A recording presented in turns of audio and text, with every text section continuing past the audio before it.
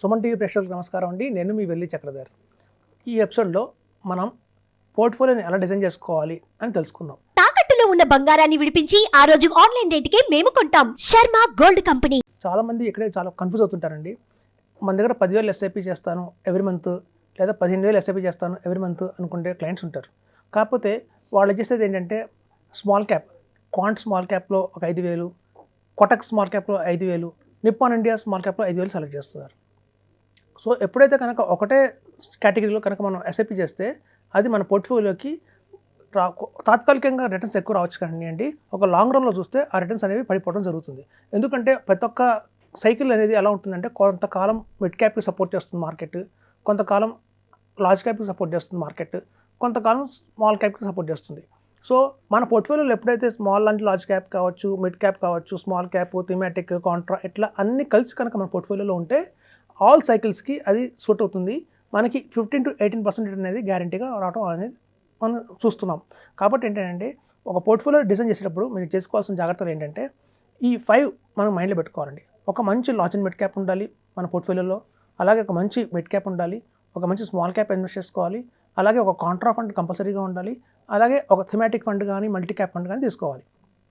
అయితే చాలామంది అనేది ఏంటంటే ఒక ఫ్లెక్సీ క్యాప్ కూడా ఒక బాగానే ఉంటుంది కదా, మల్టీ క్యాప్ కంటే బదులు అని అంటారు. చాలామంది ఫ్లెక్సీ క్యాప్కి మల్టీ క్యాప్కి డిఫరెన్స్ తెలియట్లేదండి. మల్టీ క్యాప్ అంటే ఏంటంటే 25% large cap, 25% mid cap, 25% small cap అనేది ఫిక్స్ అయిపోతుంది. అక్కడ ఓన్లీ 25% ఎక్స్ట్రా ఏదైతే ఉంటుందో బ్యాలెన్స్ అది ఫండ్ మేనేజర్ ఆ టైంకి లార్జ్ క్యాప్ బాగుంటే లార్జ్ క్యాప్లో ఇన్వెస్ట్మెంట్ చేస్తారు, మిడ్ క్యాప్ బాగుంటే మిడ్ క్యాప్లో ఇన్వెస్ట్మెంట్ చేస్తారు. అయితే ఫ్లెక్సీ క్యాప్కి వచ్చేసరికి ఏంటంటే అలా ఉండదండి. ఫ్లెక్సీ క్యాప్లో ఏంటంటే మొత్తం కావాలంటే 80% దాకా కూడా లార్జ్ క్యాప్లో ఇన్వెస్ట్మెంట్ చేసి 20% ఏదైతే బ్యాలెన్స్ ఉందో అది మిడ్ క్యాప్, స్మాల్ క్యాప్ కూడా అడ్జస్ట్ చేయొచ్చు. సో ఫ్లెక్సీ క్యాప్లో ఏంటంటే ఫండ్ మేనేజర్కి ఫ్లెక్సిబుల్ ఉంటుంది. ఆ టైంలో ఏది బాగుంది అని చూసుకొని అలా ఇన్వెస్ట్మెంట్ చేస్తారు. సో కాబట్టి ఫ్లెక్సీ క్యాప్ ఫండ్స్ కూడా రాబోయే రోజుల్లో చాలా మంచి బ్రహ్మాండంగా పనిచేస్తున్నాయి. ఈవెన్ పెరిక్ ఫ్లెక్సీ క్యాప్ ఫండ్స్ కావచ్చు, అలాగే మనకి ఎన్జే ఫ్లెక్సీ క్యాప్ కావచ్చు, ఇవి కూడా పర్ఫార్మెన్స్ చాలా బాగున్నాయి. కాబట్టి మన పోర్ట్ఫోలియోలో ఎప్పుడైనా డిజైన్ చేసేటప్పుడు చాలామంది కాల్ చేసే క్వశ్చన్ ఏంటంటే సార్ మేము మొత్తం తీసుకెళ్ళి 15,000 రూపీస్ ఎస్ఐపీలో పెట్టాము, అలాగే స్మాల్ క్యాప్ తీసుకున్నాం అంటారు. కానీ ఆ స్మాల్ క్యాప్లో పెట్టకండి. ఎప్పుడైతే పోర్ట్ఫోలియో కనుక ఇలా స్ట్రాటజీగా ప్లాన్ చేసుకుంటే ఒక mid cap, small cap, large cap, ఒక కాంట్రా, ఫ్లెక్సీ క్యాప్ కానీ మన మల్టీ క్యాప్ కానీ తీసుకుంటే మీకు రిటర్న్స్ బాగుంటాయి. ఇది ఒక కేటగిరీ ఆఫ్ స్ట్రాటజీ. ఇది ఒక మ్యూచువల్ ఫండ్స్లో ఇన్వెస్ట్మెంట్ చేయడానికి ఇది ఒక స్ట్రాటజీ. ఇదే కాకుండా ఇంకో స్ట్రాటజీ ఉంటుందండి, అదేంటంటే సెక్టర్ బేస్డ్ స్ట్రాటజీ అంటారు. అంటే ఇప్పుడు చూడండి చాలా కంపెనీస్ మనకి మంచిగా బ్యాంకింగ్ సెక్టర్ ఆఫర్ చేస్తున్నాయి. ఇప్పుడు చూడండి మేజర్గా ఉండే సెక్టర్స్ ఏవి అంటే 5 ఉన్నాయి మార్కెట్లో. ఒకటి ఐటీ స్టాక్స్ మీకు బాగుంటాయి, సెక్టర్ బాగుంటుంది. అలాగే ఫార్మా ఒక మంచి సెక్టర్ ఉంది, అలాగే ఫైనాన్షియల్ సర్వీసెస్ అండ్ బ్యాంకింగ్ ఒక మంచి సెక్టర్ ఉంది. అలాగే చూస్తే మీకు ఆటో, మనకి ఏదైతే ఆటో రంగం ఉంటుందో ఆటోమొబైల్స్, యాక్సెసరీస్ మంచి సెక్టర్ ఉంది. ఫారెన్ కంపెనీస్లో స్టాక్స్ చేసేది ఒక సెక్టర్ ఉంటుంది. సో ఇట్లా 5 సెక్టర్స్లో మీరు ఏం చేయొచ్చు అంటే ఒకవేళ కనుక mid cap, small cap, large cap ఈ కాంబినేషన్లో కాకుండా కనుక మీరు ఇట్లా కూడా కాంబినేషన్ తీసుకోవచ్చు. ఒక మంచి banking and financial sector fund తీసుకోవచ్చు, అలాగే ఒక మంచి ఫార్మా హెల్త్ కేర్ సంబంధించిన ఫండ్ తీసుకోవచ్చు, అలాగే ఒక ఇంటర్నేషనల్ ఫండ్ ఒకటి పెట్టుకోవచ్చు మీ దాంట్లో. సో ఏదైతే ఇలా మనకి ఒక థీమాటిక్ ఫండ్, అలాగే ఒక కాంట్రా ఫండ్, ఈ కాంబినేషన్లో కూడా మనం స్ట్రాటజీ ప్లాన్ చేసుకుంటే కనుక అధిక లాభాలు వచ్చే అవకాశం ఎంతైనా ఉంటుంది. ఏదైతే గుర్తుంచుకోండి, ప్రతి 3 ఇయర్స్కి మనం రివ్యూ చేసుకోవాలి. చాలామంది ఏమనుకుంటారంటే ఇవాళ మనం ఒక ఫండ్ తీసుకున్నాము, ఆ ఫండ్లో ఇన్వెస్ట్మెంట్ చేశాక మనం హాయిగా ఉంటే అదే కంటిన్యూ అవుతుంది 15 ఇయర్స్ అనుకుంటాం. కానీ పర్ఫార్మెన్స్ ఎలా ఉంటుందంటేనండి అలా సైకిల్ ఫండ్ 3 ఇయర్స్ బాగుంటుంది, తర్వాత డౌన్ అవుతుంది, మళ్ళీ 3 ఇయర్స్ బాగుంటుంది, డౌన్ అవుతుంది. సో ఇట్లాంటి టైంలో ఏమవుతుందంటే ఒక ఫండ్ మేనేజర్ని మనం గెస్ట్ చేయలేం. కాబట్టి ఎంతకాలం ఫండ్ చేస్తాయో మనం ఎప్పుడు కూడా ఒకటే ఫండ్లో కంటిన్యూస్గా 15 ఇయర్స్ అనేది ఇన్వెస్ట్మెంట్ చేయకూడదు. ఇప్పుడు ఇండెక్స్ ఫండ్స్ కూడా పాపులర్ అవుతున్నాయి. మనకి చూస్తే ఇండియాలో ఇండెక్స్ ఫండ్స్ ఇప్పుడు చాలా మంది ఫండ్ హౌసెస్ నుంచి మనకి అవైలబిలిటీలో వస్తున్నాయి. సో ఈ ఇండెక్స్ ఫండ్ వల్ల ఏమవుతుందంటేనండి పడితే మొత్తం ఇండెక్స్ పడుతుంది. ఇప్పుడు చూడండి కొంతమంది స్మాల్ క్యాప్ ఇండెక్స్ తీసుకుంటారు. స్మాల్ క్యాప్ ఇండెక్స్ అంటే అర్థం ఏంటంటే యావరేజ్ ఆఫ్ 50 స్టాక్స్. సో ఈ యావరేజ్ ఆఫ్ 50 స్టాక్స్లో ఎప్పుడైతే మనం ఇన్వెస్ట్మెంట్ చేస్తామో మీకు ఏమవుతుందంటే డైల్యూట్ అవుతుంది. ఒక టాప్ 5 టాప్ 10 స్టాక్స్ ఏవైతే ఉంటాయి మిడ్ క్యాప్, స్మాల్ క్యాప్లో అవి మీకు ఎక్కువ రిటర్న్స్ ఇస్తాయి. తక్కిన 40 స్టాక్స్ పెద్ద రిటర్న్ ఇవ్వవు. కాబట్టి ఏమవుతుందంటే ఈ ఇండెక్స్లో ఉన్న ఇబ్బంది ఏంటంటే ఇట్లా ఏదైతే ఉంటుందో స్టాక్స్ ఒక స్మాల్ క్యాప్ ఇండెక్స్ కావచ్చు, లార్జ్ క్యాప్ ఇండెక్స్ కావచ్చు, వీటిల్లో ఆ వేరియేషన్ అయితే ఉంటుంది. సో మీకు ఏమవుతుందంటే ఎస్పెషల్లీ మనం కనుక మంచి ఫండ్ తీసుకోవాలి అంటే కనుక large cap, mid cap, small క్యాప్లో కనుక పోర్ట్ఫోలియో డిజైన్ చేసుకుంటే ఏమవుతుందంటే మీకు అధికంగా లాభాలు వస్తాయి. ఇప్పుడు చూడండి చాలా కంపెనీస్, చాలా ఫండ్ హౌసెస్లో 100 ఫండ్స్ ఉంటాయి. ఇలా 100 ఫండ్స్ ఉండడం వల్ల ఏమవుతుందంటేనండి ఆ స్టాక్లో ఉన్న రిటర్న్స్ ఫండ్ హౌస్లో ఉన్న రిటర్న్స్ పడిపోతాయి, కాబట్టి మన ఇండెక్స్ బెటర్ కదా అనుకుంటాం. కొన్ని ఫండ్ హౌసెస్ ఎలా ఉంటాయంటే ఫోకస్డ్ ఫండ్స్ ఉంటాయి. ఫోకస్ 30 అంటే ఫోకస్ 30, ఫోకస్ 25 ఫండ్స్ ఉంటాయి. ఈ ఫోకస్ 25 ఫండ్స్లో ఏమవుతుందంటే అందులో స్మాల్ క్యాప్ ఉంటుంది, లార్జ్ క్యాప్ ఉంటుంది, మనకి మిడ్ క్యాప్ ఉంటుంది. సో ఇలా ఆ ఫోకస్ 30లో అన్ని రకాల స్టాక్స్ వస్తాయి కాబట్టి ఇవి కొంచెం ఇండెక్స్ ఫండ్స్ కంటే కూడా ఎక్కువ రిటర్న్ ఇచ్చే అవకాశం ఉంది. ఇవి మేము పాస్ట్లో కొంచెం గమనించింది ఏంటంటే ఇలాంటి ఫండ్స్ ఫోకస్ ఫండ్స్ కూడా కొంచెం సమ్టైమ్స్ మనకి ఇండెక్స్ కంటే కూడా రిటర్న్ ఎక్కువ వస్తున్నాయి.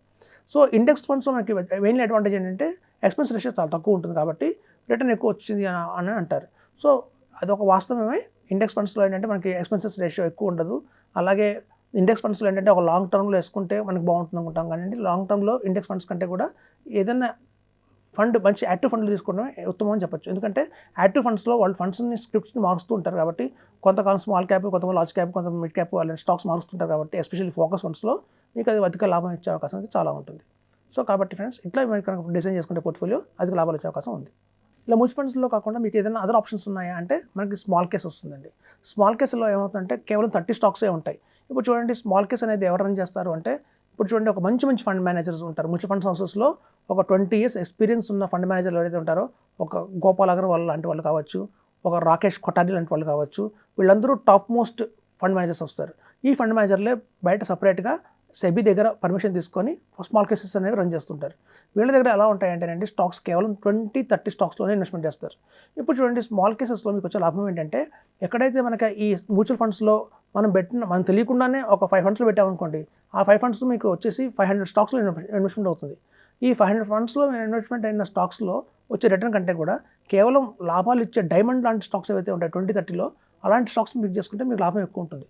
సో కాబట్టి ఏంటంటే ఇవాళ మ్యూచువల్ ఫండ్స్ కూడా ఒక మంచి ఆల్టర్నేటివ్ ఏమైనా వచ్చింది అంటే అది స్మాల్ కేస్ అని చెప్పొచ్చు.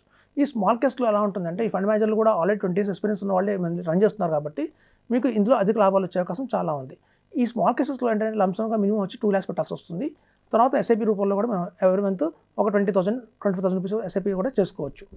అయితే ట్యాక్సేషన్ ఎలా ఉంటుంది అంటే ఈ స్మాల్ కేసెస్లో ఇది ఈక్విటీలో మనం ఎక్కువ కొన్ని షార్ట్ టర్మ్లో కూడా అమ్ముతాం. కొన్ని స్టాక్స్ ఎప్పుడు చర్నింగ్ అవుతూ ఉంటాయి. సో చర్నింగ్ అవుతూ ఉంటుంది కాబట్టి కొన్ని స్టాక్స్లో మనం అమ్మినప్పుడు మనం షార్ట్ టర్మ్ కంటే ట్యాక్స్ కూడా పడుతుంది. So end of the financial year మనకు రిపోర్ట్ వస్తుందండి. ఆ రిపోర్ట్ ప్రకారం మనం ఆ లాంగ్ టర్మ్ ఎంత వచ్చిన ట్యాక్స్, షార్ట్ టర్మ్ ట్యాక్స్ ఎంత వచ్చిందని మనం కట్టేస్తే సరిపోతుంది. సో కాబట్టి అధిక లాభాలు కావాలి అంటే కనుక మ్యూచువల్ ఫండ్స్ కంటే కొంచెం ఒక నెట్ ఎక్స్ట్రా లాభం రావాలి అంటే కనుక మనం ఈ స్మాల్ కేసెస్లో ఇన్వెస్ట్మెంట్ చేసుకుంటే అధిక లాభాలు వస్తాయి. ఇప్పుడు చూడండి ఈ స్మాల్ కేసెస్లో మనకి ఏవైతే ఫండ్ మేనేజర్స్ ఉన్నారో వాళ్ళు దీర్ఘకాలికంగా మ్యూచువల్ ఫండ్స్లో పనిచేసిన వాళ్ళే కాబట్టి వాళ్ళకి తెలుసు ఏ స్టాక్స్ కొంటే బాగుంటుంది, ఏ స్టాక్స్ అమ్మితే బాగుంటుంది, ఏ టైంలో కొంటే బాగుంటుంది, ఏ టైంలో అమ్మిస్తే బాగుంటుంది, ఏ స్టాక్స్ని పిక్ చేసుకోవాలి, ఇలాంటివన్నీ వాళ్ళ మీద మంచి నాలెడ్జ్ ఉంది కాబట్టి వాళ్ళు మన పోర్ట్ఫోలియోని బాగా రన్ చేసి మనకి అధిక లాభాలు ఇచ్చే అవకాశం ఎంతైనా ఉంటుంది. సో కాబట్టి ఫ్రెండ్స్ ఈ మ్యూచువల్ ఫండ్స్ కంటే కూడా ఒక నెక్స్ట్ లెవెల్లో రావాలి రిటర్న్స్ ఒక 3% ఎక్స్ట్రా రావాలి అంటే కనుక మనం స్మాల్ కేస్ని పిక్ చేసుకోవచ్చు. సో ఇది ఒక మంచి ఆప్షన్ ఉందని తెలుసుకోవచ్చు. థ్యాంక్స్ అండి.